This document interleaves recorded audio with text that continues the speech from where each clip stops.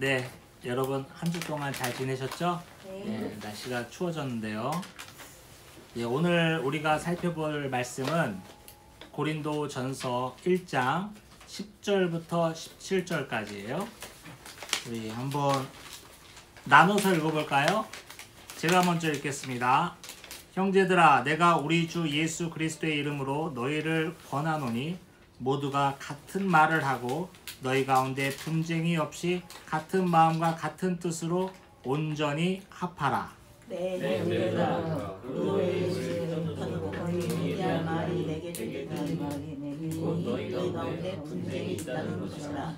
내가 이것을 알거니와 너희가 각각 이르되 나는 바울에게, 나는 아볼로에게, 나는 게바에게, 나는 그리스도에게 속한 자라 한다는 것이니 그리스도께서 어찌 나뉘었느냐.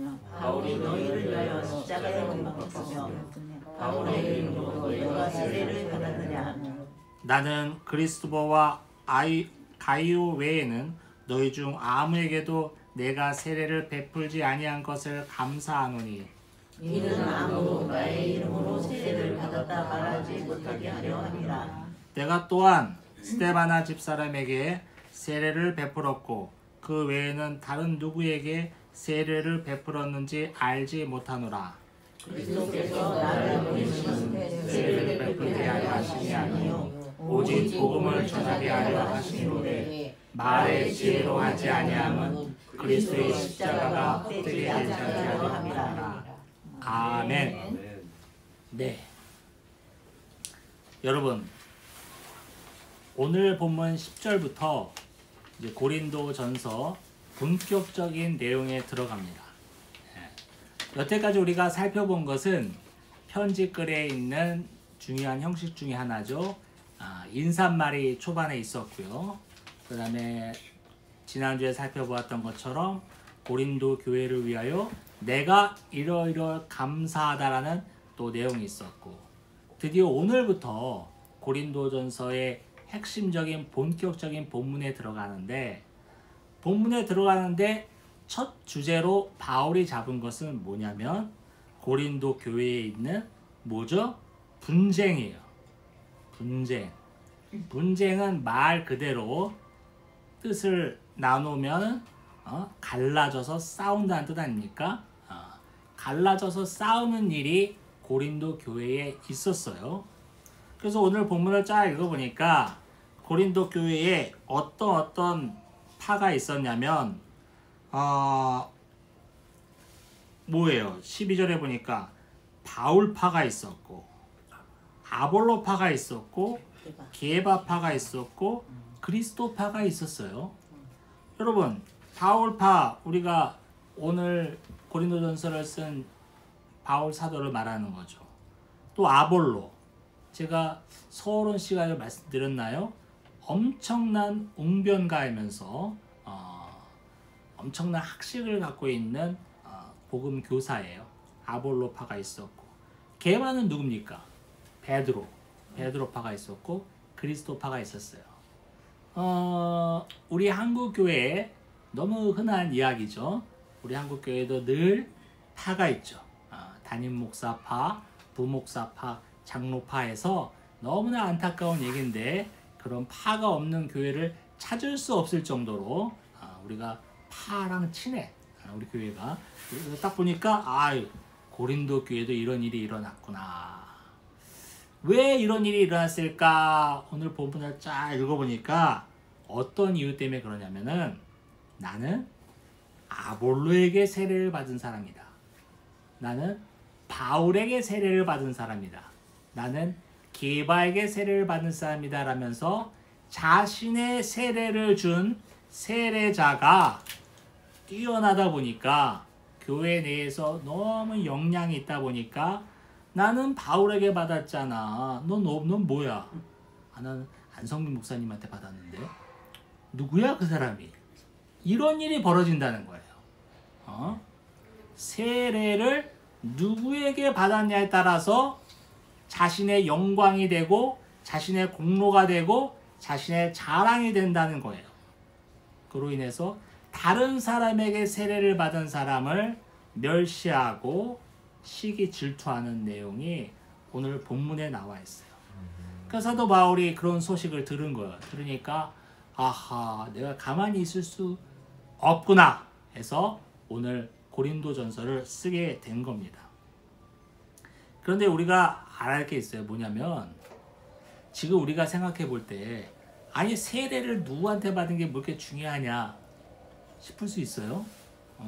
그러나 이 초대교회 당시를 돌아가면 세례의 의미가 지금과 비교할 수 없을 정도로 엄청난 중요성을 갖고 있기 때문에 그럴 수는 있을 정도로 세례가 참 중요했어요. 우리 한국교회를 한번 비춰보면 90년대 초, 80년대 말 90년대 초에 우리 돌풍을 일으켰던 게 있어요. 뭐냐면 오카노 목사님이 저술하면서 각 교회에 퍼져나갔던 평신도를 깨운다. 제자훈련이 있었어요. 오카노 목사님이 제자훈련 그 교재를 만들고 프로그램을 만들면서 실제로 사랑의 교회가 그걸 통해서 큰 부흥을 이뤘고 많은 교회에서 우리도 제자훈련 해야 돼. 우리도 제자훈련 하면서 했단 말이에요. 그래서 그 책 제목대로 평신도를 깨워서 훈련시켜서 교회를 사역하게끔 교회를 섬기게끔 만든 취지는 너무 좋고 그걸 통해서 성장한 성도들도 참 많이 있어요. 우리 박근 목사님과 저도 그 대표적인 케이스고 그런데 어떤 문제점이 생겼냐면은 나는 누구누구 목사님한테 제자훈련 했잖아. 자기 어디야? 뭐야? 나 우리 안성빈 목사님한테 훈련받았는데 그분이 누구야? 이런 일이 벌어졌어요? 안 벌어졌어요? 벌어졌어요. 지난 수십 년간 벌어졌단 말이에요. 그래서 어떤 현상이 생겼냐면 제자훈련을 통해서 평신도를 훈련시켜서 교회를 섬기고 사역하는 일을 하게끔 만든 건 좋은데 예수님의 제자로 만든 게 아니라 아무개 목사의 제자로 만들었단 말이에요. 그 훈련이 그런 큰 폐단을 낳았습니다. 지금 현재도 그와 비슷한 일들이 벌어지고 있나요? 안 벌어지고 있나요? 있어요. 아주 역량 있는 큰 교회 목사님으로부터 나는 훈련을 받았다.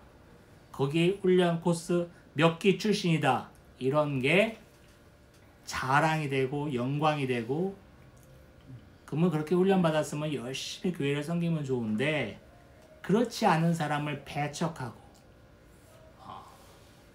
낮게 보고 이런 일이 벌어졌단 말이에요. 2000년 전에도 누구에게 세례를 받았다는 걸로 통해서 서로가 나누어지고 의견이 안 맞고 어쩐지 뭐가 안 맞는다 싶었더니만 뭐야 개바파야? 이런 일이 아주 숱하게 벌어진 거예요. 그럼 여기서 세례 초대교회 당시의 세례의 의미에 대해서 한번 살펴보겠습니다. 지금 우리는 세례라고 하면 좀 몇 주간의 그 세례교리 문답 좀 하고 간단한 절차를 거쳐서 목사님한테 세례를 받아서 교회의 일원으로 받아들여지는 뭐 일종의 멤버십을 주는 그 정도로 우리가 알고 있는데 사실은 세례의 의미를 한번 생각해 볼 필요가 있어요.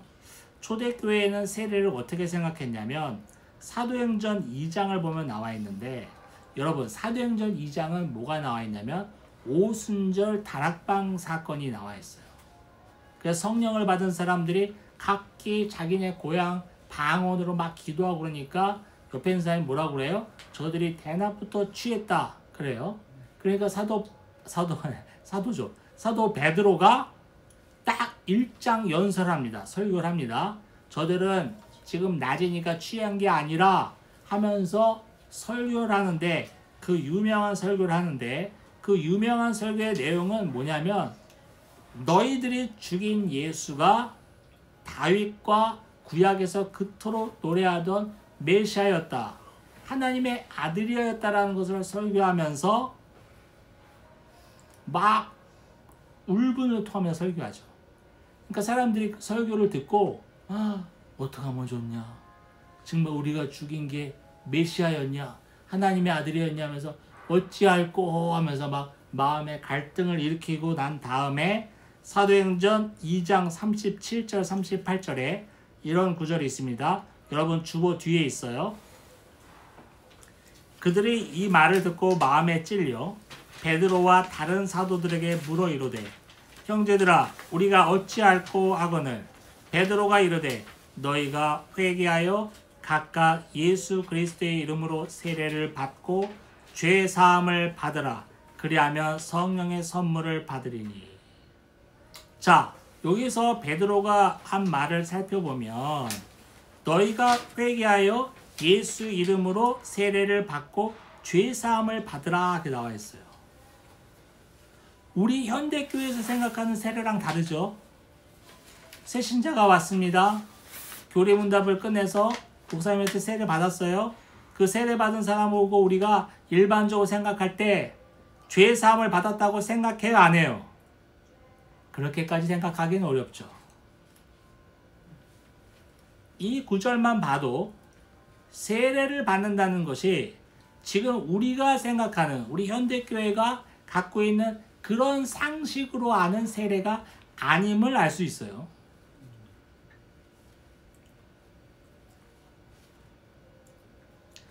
세례의 의미를 한번 더 살펴보겠습니다. 여러분 그 주보 뒷면에 나와 있어요. 베드로전서 3장 20절 21절에 보면 이런 구절이 있어요. 그들은 전에 노아의 날 방주를 준비할 동안 하나님이 오래 참고 기다리실 때에 복종하지 아니하던 자들이라. 방주에서 물로 말미암아 구원을 얻은 자가 몇 명뿐이니 겨우 8명이라. 물은 예수 그리스도께서 부활하심으로 말미암아 이제 너희를 구원하는 표니 곧 세례라 나와 있어요. 이건 좀 해석이 필요합니다. 지금 베드로전서 이 본문에는 창세기 7장의 노아 시대의 홍수 사건을 가지고 지금 베드로가 얘기를 하고 있는데 뭐라고 얘기하냐면은 방주에서 물로 말미암아 구원을 얻은 자가 8명이라 나와 있어요. 방주에서 물로 말미암아 구원을 얻은 자가 8명이라. 이게 좀 이상합니다. 여러분 우리가 창세기 7장 8장을 암만 읽어봐도 물이 우리를 구원한 거예요? 방주가 우리를 구원한 거예요? 방주죠. 창세기 7장 8장을 읽어보면 물은 심판의 도구가 아니라 심판의 도구였죠. 우리 구원한 도구가 아니라 심판의 의미가 강한데 베드로는 여기서 물로 말미암아 구원을 얻은 자가 8명이라 이 말이 나와 있어요. 이거는 방주의 입장에서 생각해요. 방주의 입장에서. 자 보세요 여러분. 방주를 아무리 멋있게 지었다고 칩시다. 물이 있어야 뜰 거 아니야. 물이 없는데 방주가 뜰 수 있어요? 없단 말이에요. 그래서 여기서는 물로 말미암아 구원을 얻은 자가 8명이라 이렇게 나와 있고 21절이 더 중요해. 21절. 물은 예수 그리스도께서 부활하심으로 말미암아 이제 너희를 구원하는 표니 곧 세례라. 창세기 7장 8장 노아의 홍수 사건에서 하나님의 물의 심판으로 모든 게 다 잠겼어요. 그쵸? 목사님 우리 집은 롯데타워 120층입니다. 홍수의 심판이 와도 끄떡이 없습니다. 끄떡이 정말 없을까요? 전혀 그렇지 않죠. 목사님 제가 국가대표 수영선수입니다. 끄떡 없습니다. 끄떡 없을까요? 하나님이 40일 주야로 비를 퍼부으시는데 우리도 간접적으로 경험할 때 있죠. 여름에 큰 장마철에 한 이틀만 비 와도 난리가 나잖아요.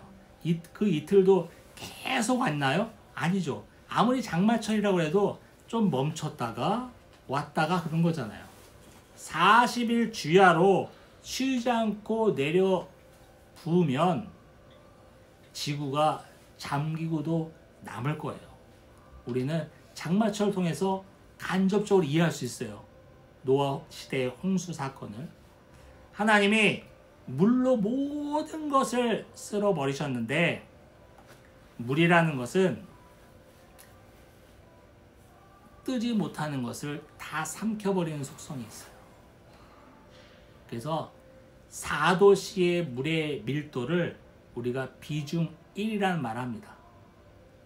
그래서 물의 비중이 1인데 비중이 1보다 적은 것들은 물에 뜨지만 비중이 1보다 큰 것들은 다 가라앉게 돼 있어요. 하나도 빠짐없이. 이 홍수의 물의 심판에 살아남는 유일한 방법은 뭐였죠? 방주에 올라타는 거예요. 올라탄 사람이 8명밖에 없었기 때문에 노아 식구, 아들 며느리까지 포함해서 그 8명만 살아남았죠. 물론 한 쌍씩 넣은 그 생물들도 있었지만 이 물이라는 거는 모든 것을 심판하고 쓸어버리는 역할을 했어요. 근데 이 물이 베드로전서 3장 21절에 보니까 물은 예수 그리스도께서 부활하심으로 말미암아 이제 너희를 구원하는 편이 곧 세례라. 창세기 7장 8장에서 하나님이 심판하셨던 그 물이 예수 그리스도의 부활하심으로 말미암아, 중요합니다. 이거 밀주쳐야 돼요. 사실 여기 예수 그리스도의 부활하심으로 말미암아 그 심판의 물이 어떻게 됐다고요? 이제 너희를 구원하는 표가 되었다. 너희를 구원하는 표가 바로 세례다. 이 엄청난 내용이 세례에 담겨 있는 거예요. 그러니 우리 현대교회에서 새신자 환영합니다. 세례 응답교리 하시고요. 부활절에 목사님한테 세례 받으세요. 이 세례의 의미와 같아요? 안 같아요? 같지 않죠. 초대교회의 세례의 의미는 정말 구원을 받았다는 의미예요.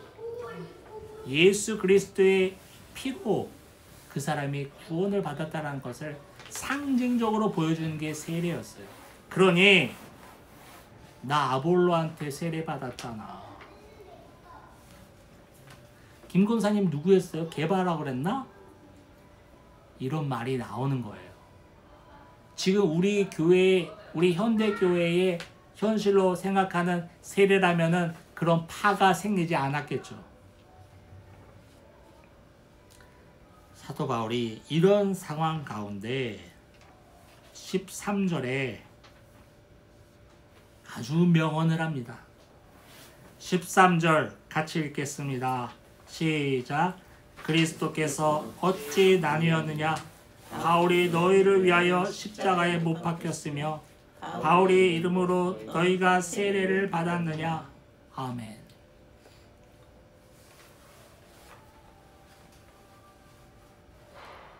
나 몇십 년 전에 옥하는 목사님한테 직접 제자 훈련 받은 사람이야.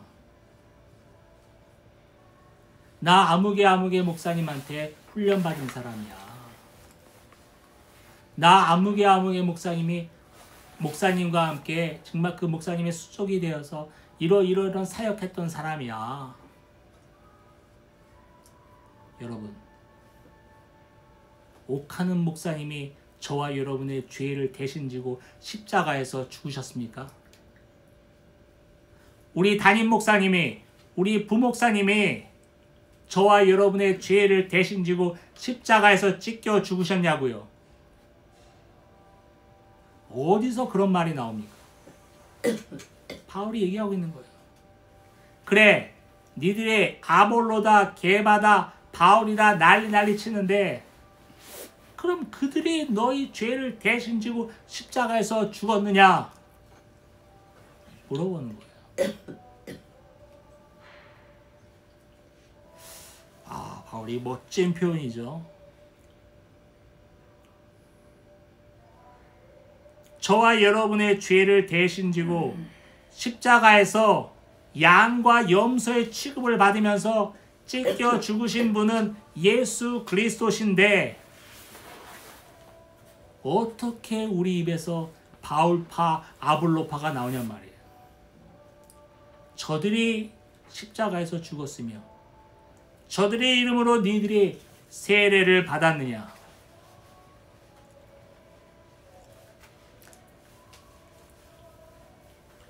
현대교회에 있는 저와 여러분에게 오늘 본문이 시사하는 바가 아주 큽니다.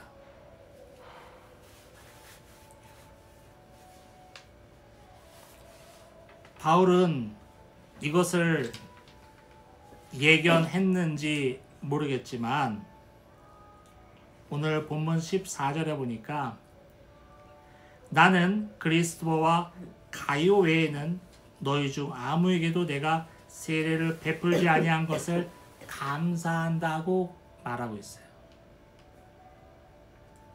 바울은 알았을지도 모르겠어요. 교회의 유력한 사람에게 세례를 받는다는 것이 우리 더러운 인간의 죄성을 바라봤을 때 분명히 문제를 일으킬 거라는 것을 알았었을 것 같아요. 바울은 나는 누구누구 몇 명밖에는 세례를 준 적이 없다. 그걸 통해서 나는 감사하고 오늘 보면 마지막에 보니까 17절 같이 읽겠습니다. 17절 시작. 그리스도께서 나를 보내심은 세례를 베풀게 하려 하심이 아니요 오직 복음을 전하게 하려 하심이로되 말의 지혜로 하지 아니함은 그리스도의 십자가가 헛되지 않게 하려 함이라. 아멘. 바울을 보내신 하나님, 바울을 사도로 부르신 하나님은 세례를 주게 하기 위해서 나를 보내시고 부르신 것이 아니라 복음을 전하게 하시려고 부르신 것이고 또 복음을 전하는 과정에서도 내가 배운 학식과 내가 갖고 있는 언변을 통해서 하는 것이 아니라 혹시나 그렇게 하게 되면 십자가의 의미가 퇴색될까 봐 조심한다. 실제로 많은 학자들이 연구한 결과에 의하면 사도 바울은 그렇게 언변이 좋지 않았다고 해요.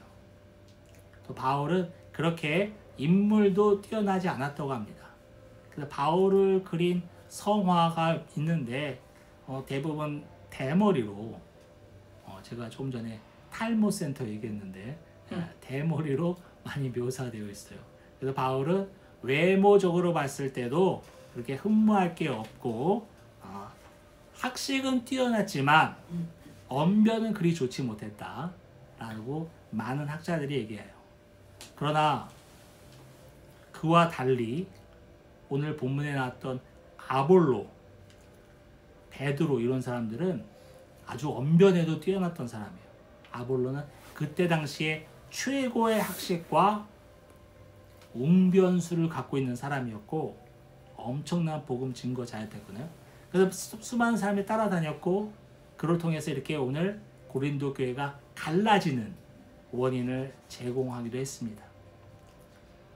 여러분, 오늘 우리 각자 한 사람 한 사람 자신을 살펴보길 원합니다.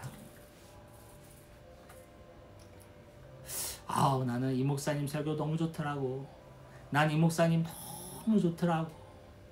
난 이 목사님 너무 좋아서 그 교회 성도들은 얼마나 행복할까. 참 부럽더라고. 그래요. 내가 정말 존경하고 사랑하는 목사님이 있죠. 그러나 우리가 명심해야 할 것이 있습니다. 그 목사님이 저와 여러분의 죄를 대신 지고 십자가에서 찢겨 죽으셨습니까? 그 목사님이 저와 여러분에게 부활의 산 소망을 주시려고 부활의 첫 열매가 되어서 부활하셨습니까? 아니죠. 우리를 구원하신 분은 오직 예수 그리스도 뿐입니다. 아멘. 기도하겠습니다.